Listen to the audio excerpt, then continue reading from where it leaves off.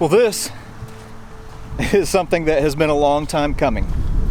I've had a chance to visit a lot of the battlefields in Europe, but this is my first time visiting a battlefield in the Pacific Theater from World War II. Now, whenever you think of D-Day, most people would automatically have their mind go to Normandy and the Normandy invasion.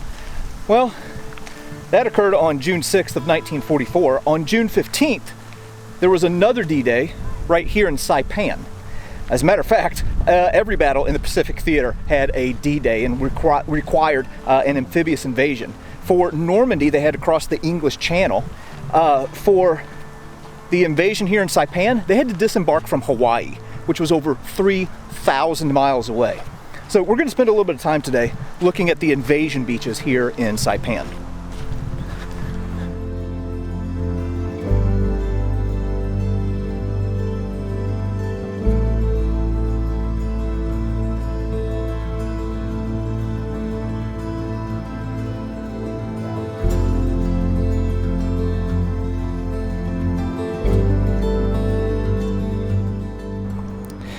Well, right here seems to be about as good a spot to start as any. This is an area on the western coast of Saipan that is called the sugar dock. So the main commodity here and agricultural export of Saipan in the 1940s was sugar cane. So this is where they would have docked to load up their crops. And behind me there would have been a big sugar refinery, and this formed the exact dividing point between the two Marine divisions who were going to be invading this island. So here to the north, this is where the 2nd Marine Division would have landed, and their landing zone would have been divided up into two different beaches. To the north would have been Red Beach, and then right here, this would have been Green Beach, and the 6th and 8th Marine Regiments would have attacked here. And then to the south, this is where the 4th Marine Division would have landed. Their beaches were divided up into two sectors, codenamed Yellow and Blue. So this is the blue sector right here, and then yellow is further down, and that would have been the 23rd and 25th Marine Regiments that would have attacked here. So the 2nd Marine Division was to land, move inland, and then hook to the left and start heading up the western part of the island toward the city of Garreton. I think that's how I pronounce it. I may have pronounced that wrong. And then to the south here, the 4th Marine Division, one of their main objectives was to get to Asleto Airfield. Something interesting to note in addition to that is actor Lee Marvin landed with the 4th Marine Division right here in this area, and he would be wounded on Saipan. If memory serves, I think he got shot in the butt. Something else that I want to note while we're here, if you look out in the distance, well, you can see those waves breaking way out there. Well, that's because here in Saipan, well, there's a reef that is kind of lining this entire western coast. So the Marines who were landing here, and later the 27th Infantry Division who would be following up, had to use Amtraks so that they could get over that. That would have posed a huge problem if they would have used like an LCVP, and if you want to know how much of a problem that would have been, just ask somebody who was a part of the Tarawa invasion. So anyway, you can just imagine on June 15th just the ruckus that would have been occurring here. One other thing, prior to the landings, an underwater demolition team came in and kind of did a reconnaissance mission on the beach, and either they didn't see it or the Japanese placed them there after they left. But as the Marines were coming in here, once they got to the reef, they noticed that there were flags out there on the reef. And you can imagine what those were for. Those were range markers for the artillery. So these guys were going to be getting pounded all the way in here.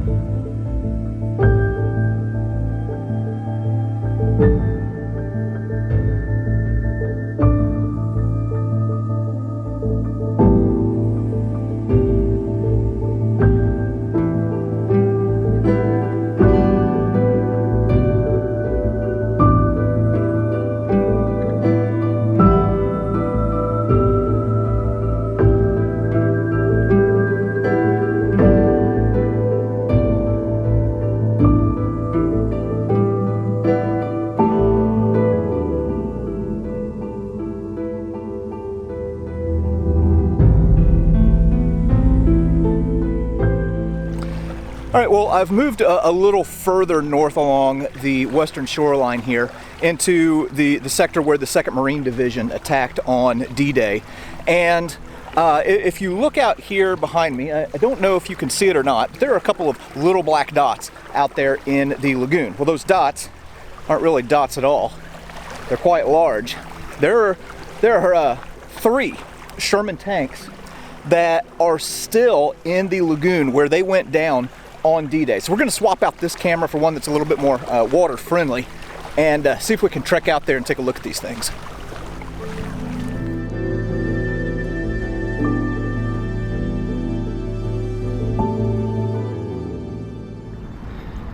All right, so we just got out here into the lagoon and are making our way out towards Sherman tank. All right, well, it was a bit of a walk to get out here, but dang, look at this. This, whoop, got a little bit of a drop there. This is one of the Shermans that sank right here in the lagoon at Saipan on D-Day. Man, this is so stinking incredible. Now there are a few more tanks that are out here. I don't know if I'm gonna make my way out to those or not, but wow, this really is amazing. Let's take a look underneath.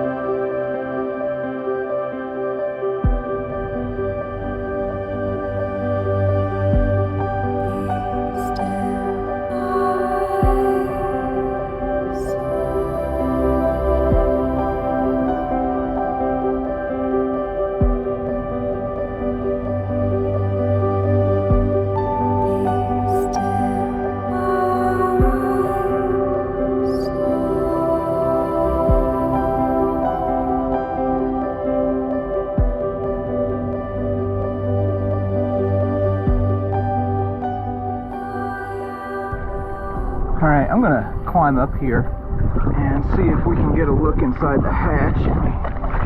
And whoo-wee, boy, that thing is slicker than greased owl poop down below the water surface. Just be careful or I'm gonna fall on my butt.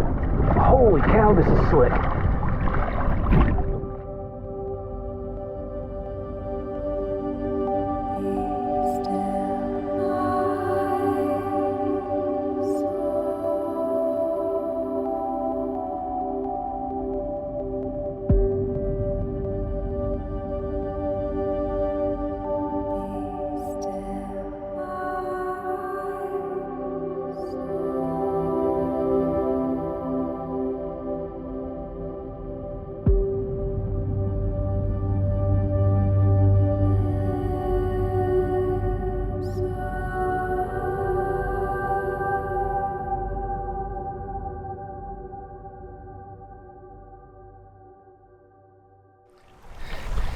All right, well, that was certainly something that I don't get to do every day.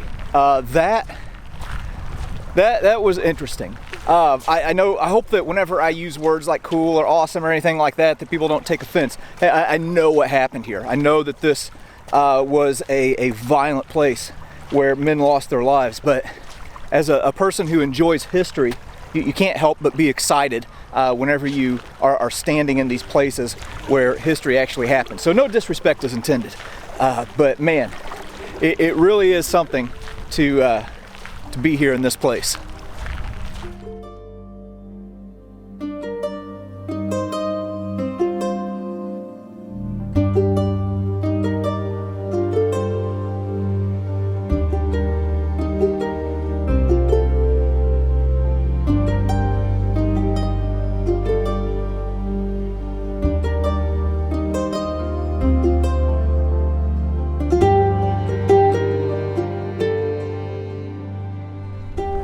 All right, well, I've moved down to the far southern end of the landing beaches here on Saipan. And this is the Yellow 3 sector, which would have been, of course, as I mentioned earlier, in the 4th Marine Division area. And there's a piece of land that you can see behind me here that kind of hooks out into the sea. And this was going to cause a little bit of an issue to the Marines who were landing up here in the yellow and blue sectors. All right, well, this little terrain feature that we're looking at is called a Gingan Point. And as I mentioned, this was going to cause some problems for the 4th Marine Division. There's actually a Japanese bunker up there. Got to get our feet a little bit wet for this one, but I really want to get out here and kind of see the perspective from this side. So, I mean, we're not going to go all the way out to the point, I don't think. But one thing that this sector would do, I imagine it was getting hammered pretty hard by naval bombardment. But on D-Day, there were a bunch of Japanese that ended up moving, kind of outflanking the invasion, I guess you could say.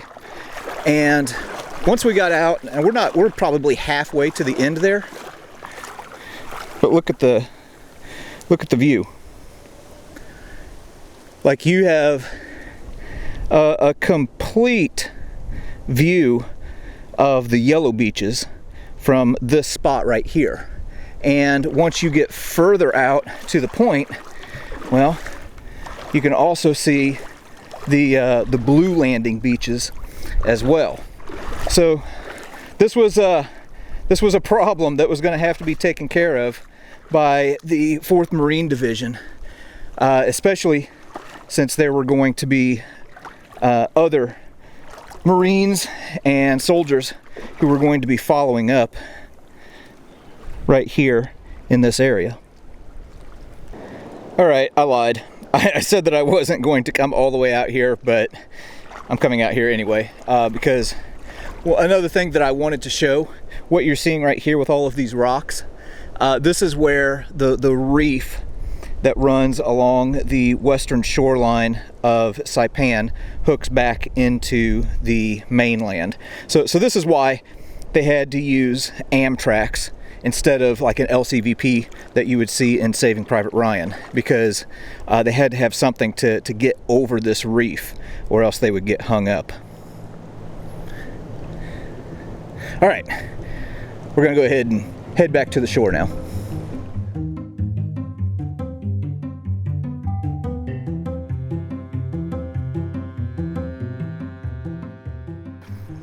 Look at this. I was just out in deeper water, and this nasty whatever it is brushed up against my leg. And whenever you are a Midwestern guy and you're in the ocean and something brushes up against your leg, your imagination automatically goes to the worst possible thing. But yeah, that's kind of nasty. All right, we're gonna move to a different sector of the beach now. But before we do, I wanted to make note of something. It seems like the sun in Saipan is a little bit hotter than the sun anywhere else that I've been. Kind of miserable. And I'm not even carrying like a full kit, and no one is shooting at me. So I can only imagine how it must have felt to the Marines who were coming ashore here during the invasion. But anyway, got a few other things we're going to check out. All right, we have shifted up to the Red 1 beach, and there's one last thing that I wanted to show here in this area. Got a Japanese pillbox that was designed to provide flanking fire down Red Beach. We've got a little bit of construction going on too, so you have to pardon the noise. But as you can see, just like in some of the bunkers that we've seen in Normandy, it's not facing the beach, but is rather providing flanking fire to the south. Pretty interesting. Again, I've not really seen a lot of Japanese defenses, and they also have this Japanese Type 97 light tank up here, and it's appropriate that they have it in this place. On the night of June 16th, there were 1,000 Japanese infantrymen and 44 Japanese tanks that launched an all-out assault on the Red Beach area to try and push the Marines back into the sea. It was the largest tank attack of the Pacific War. And one Marine said that they would hit a tank and it would light up and it would silhouette the others and help them to fight against these things in the darkness. And by the next morning, of the 44 tanks that were taking part in the assault, or that had taken part in the assault, 31 were burning. But yeah, pretty interesting to be here at this bunker right here on Red Beach 1.